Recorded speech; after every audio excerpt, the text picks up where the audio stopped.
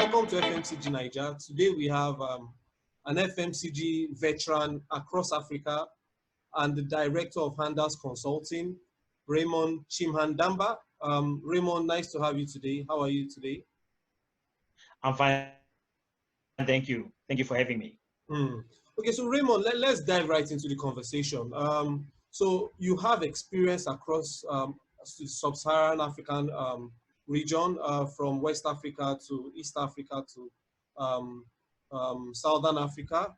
And it would be nice to get a context from you about the, some differences between the two powerhouses, Nigeria and South Africa, in terms of FMCG. So what's your take on that?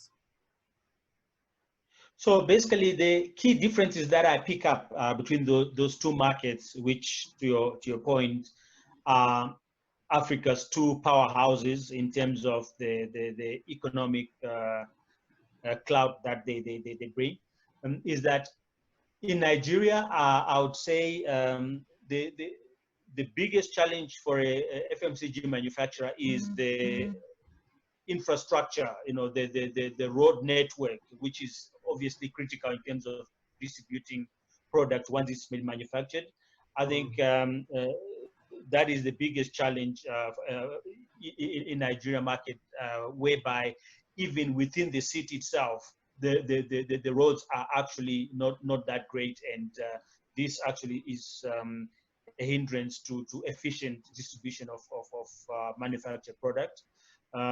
Whereas South Africa's road network is actually very good. The other key difference, I would say, is the level of development of the modern trade.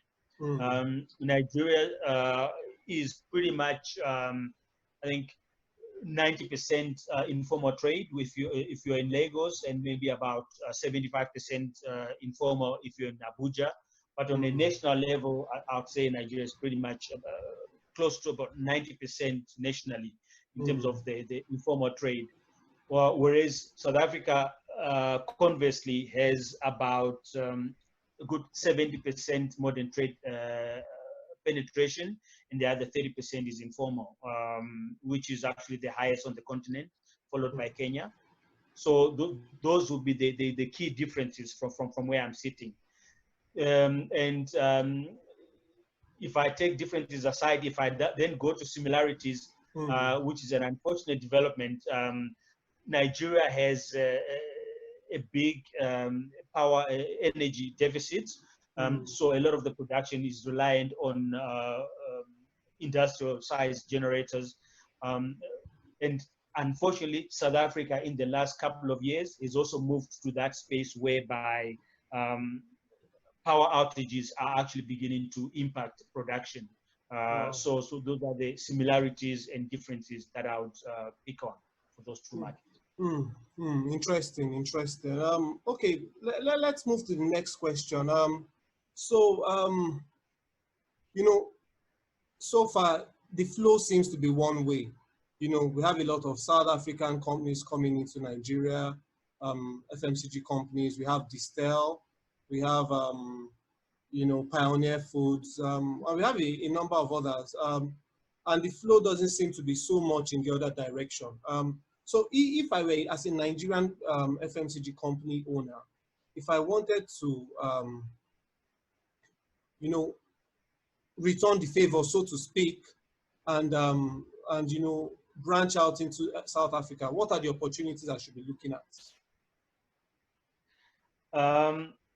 I would say a company like Right Foods, who are the owners of the FMCG brand Biggie, I would propose that if they were to come to the South African market, I think that would be a very interesting development. And why I say that is because they are a company, a beverage player that is actually taking on the big players, like Coca-Cola and Pepsi, and they have taken them on in a market that is very difficult to operate in, like we've already observed, and they've actually been quite successful. So I was thinking, if they were to come into a market like South Africa, and for the reason that it would be interesting to reverse the flow and actually challenge the status quo, as it were.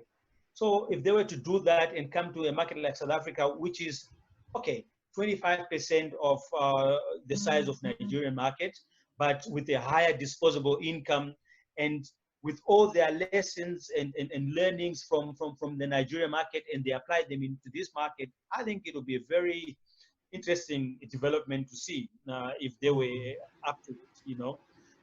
So, and also I find their range of flavors is actually much wider than the big players, like Pepsi individually or Coca-Cola individually. So that alone would be a good arsenal to bring to the market, and challenge the current players. Yeah, interesting, very interesting. So just to recap a little, if you have experience in producing products of a certain a pretty decent level of quality, as Right Foods is doing with Biggie, if you have product assortment, if you're able to compete reasonably on price with the big boys, because Biggie has been known to offer very decent value for pricing compared to the big boys. And they also have pretty decent capital. So if you have a number of those things running for you, and just as you've said, South Africa might be there, as an opportunity. Also bearing in mind, as you've said, that the market might be smaller in terms of population, but disposable incomes are also pretty decent. Correct. Okay, sounds good. Sounds good. So let's move to the next question. And we've talked about opportunity, but how do you get it started? If Right Foods, for example, wanted to plant their flag in South Africa, so to speak, what's the best way to get started?